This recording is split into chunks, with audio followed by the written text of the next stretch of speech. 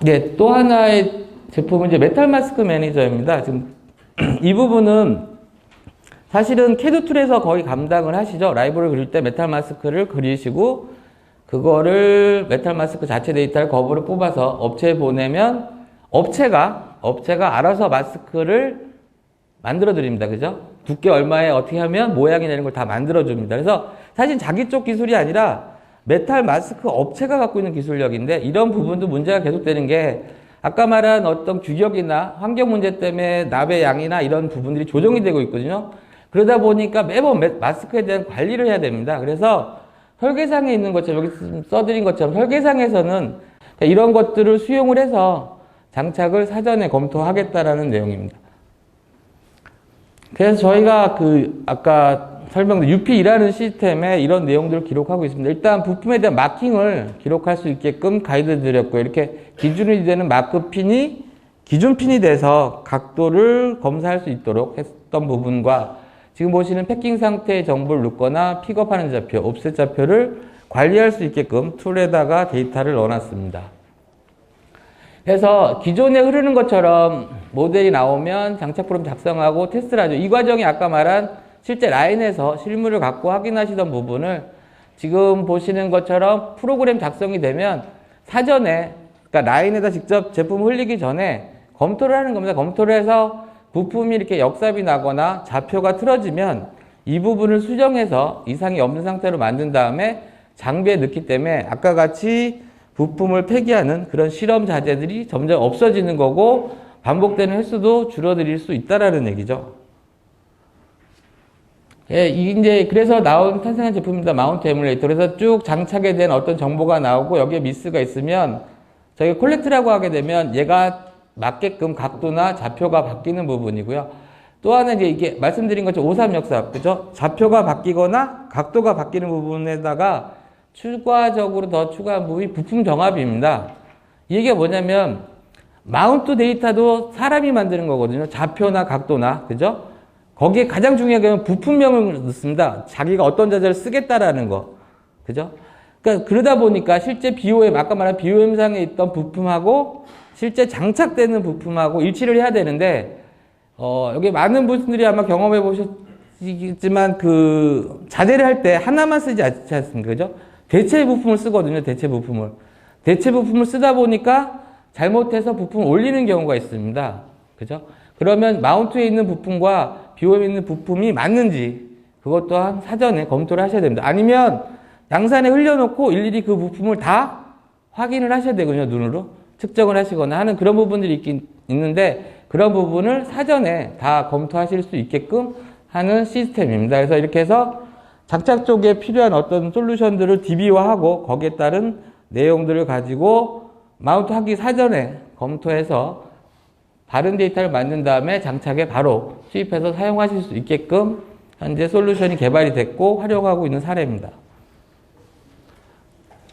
아까 잠깐 말씀드린 것처럼 부품에다가 제가 어떤 패킹 상태와 픽업, 그죠? 그 다음에 옵셋, 그 외에 여러 가지 데이터, 노즐이나 라이트, 여러 가지 실제 장비에서 필요한 데이터들을 DB화해서 놓다 보니까, 검증을 하는 거고요. 장비에다도 똑같이 이런 부품들의 정보들을 다 입력을 하셔야 됩니다. 사람이 지금 현재 하고 계세요. 부품의 바디 사이즈나 핀수나 위치나 이런 정보들, 그죠? 라이브러리 정보를 장비에다 다 넣고 계신데, 그 부분이 이미 데이터가 이렇게 사전에 3D와 나머지 마운트 관련된 정보들을 관리하다 보니까 쉽게 출력을 해서 장비에 밀어넣는 거죠. 직접 사람이 관리하는 게 아니라 부품을 그려놓고 관리가 되신다고 하면 그 정보를 그대로 장비에다가 투입하실 수 있게끔 하는 내용들을 장착 라이브러리 쪽에 데이터를 출력해서 장비에 활용할 수 있도록 현재 드리는 솔루션입니다. 그 다음에 한 부분이 이제 3D 활용 쪽의 마지막입니다. 이게 기구정합. 그죠? 기구정합. 그러니까 PCB와 기구가 합쳐졌을 때, 원래 이 부분은 사실은 기구 쪽에서 검사를 하시고 활용하시는 부분인데, 기구 쪽에서 검토했을 때 PCB의 어느 부분과 닿다. 그냥 이게 끝입니다, 결과가. 그죠? 부품이 닿았으니까 옮겨달라. 어느 부품인지도 모르고, 어떤 상황인지도 모릅니다. 그냥 닿았으니까 해달라는 건데, 그런 어떤 괴리 때문에 이 부분을 이제는 PCB 쪽에서 검토하자는 거죠. PCB 쪽에서.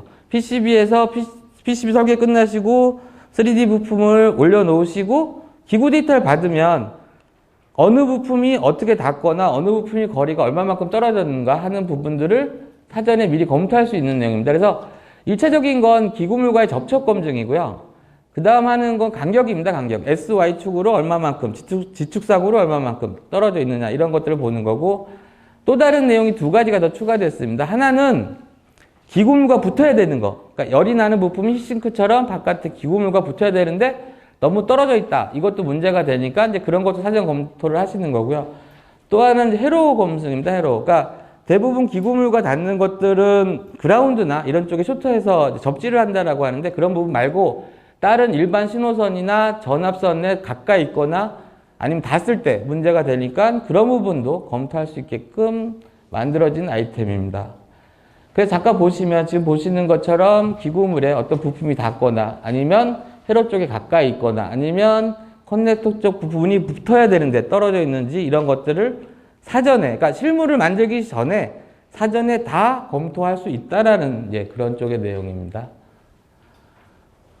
이제 그 앞에 제가 그 제조 쪽에 붙였던 몇 가지 아이템인데 간단하게 설명을 드리겠습니다. 일단 뭐 저희 플렉스 PCB입니다. 모든 정보를 보실 수 있고 넷 정보 보실 수 있고 이런 기본적인 것들을 활용하실 수 있기 때문에 말씀드린 것처럼 설계 툴 상관없이 어느 설계 데이터든 다 읽어서 보실 수 있으니까 최대한 활용을 하셔서 쓰시게 되면 업무에 효율적으로 올라갈 수 있는 부분이고요.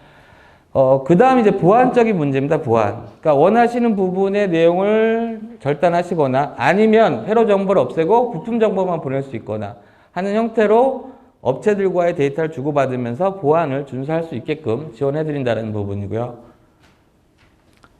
크로스 프루브입니다. 이게 제조 쪽보다 연구소 쪽에서 많이 활용하시는데 요즘은 이제 제조 쪽에 저희가 팔로우를 해드리고 있는데 가장 큰 게 리비전 비교입니다. 리비전. 두 개의 그러니까 제품이 생산을 하고 있다가 어떤 특정 상황 때문에 변경이 생겼을 때 그 변경 포인트를 제조해서 쉽게 파악하는 거죠. 부품이 이동했다든가 넷에 어떤 게 이동했다든가. 그죠? 그래서 잘 사용하시는 쪽은 부품 이동 갖고 마운트의 어떤 조절 부분을 좀 많이 활용하시고 있고요.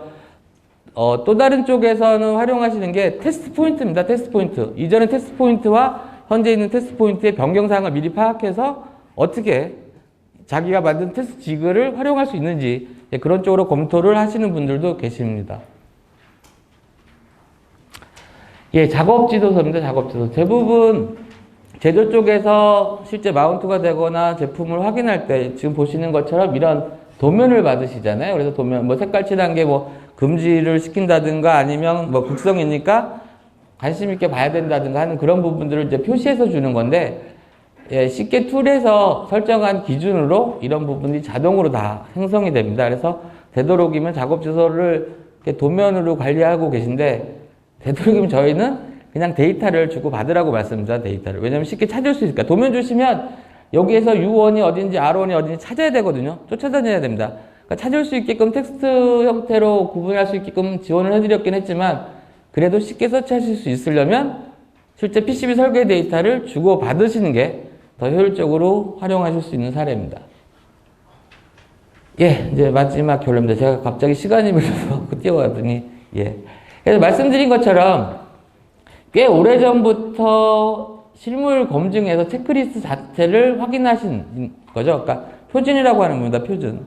PCB 설계 끝나시고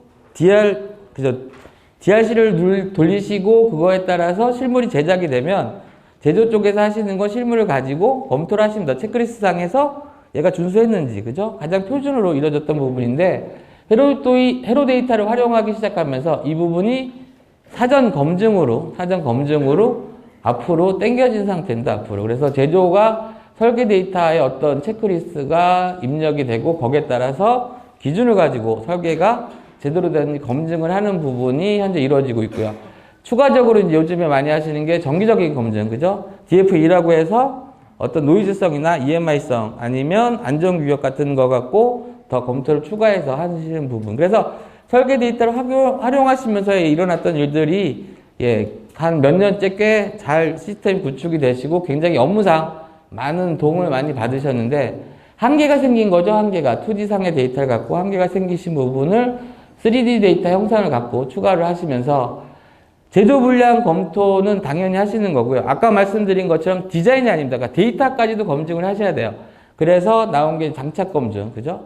그리고 회로 쪽에서 하시던 기구, 그러니까 기구 쪽이죠. 기구 쪽에서 하시던 기구 정합도 회로 쪽으로 당기셔서 부품을 배치해 놓은 상태가 과연 자기가 사용할 그런 어떤 기구물과의 문제가 있는지, 그죠? 다 설계해 놓고 부품 배치 다 해놓고 배선 다 해놨는데 기구 터치됐다고 해서 움직이시게 되면 예, 굉장히 뭐 오랜 시간이 또 소요가 되시고 문제가 될 수 있는 부분을 단순히 사전에 PCB 설계하실 때 부품 배치만 가지고 기구 정합을 하시게 되면 조금 더 효율적으로 하는 거죠. 그래서 제가 제 나름대로 썼습니다. 이렇게 표준을 했었고 이노베이션이 일어났다가 3D를 하시면서 이제 업무가 약간 스마트한 형태로 바뀌어가는 그런 내용입니다. 그래서 제 나름대로 예, 쭉 제조해서 설계 데이터를 활용하면 어떤 도움이 되는지 말씀을 드렸습니다.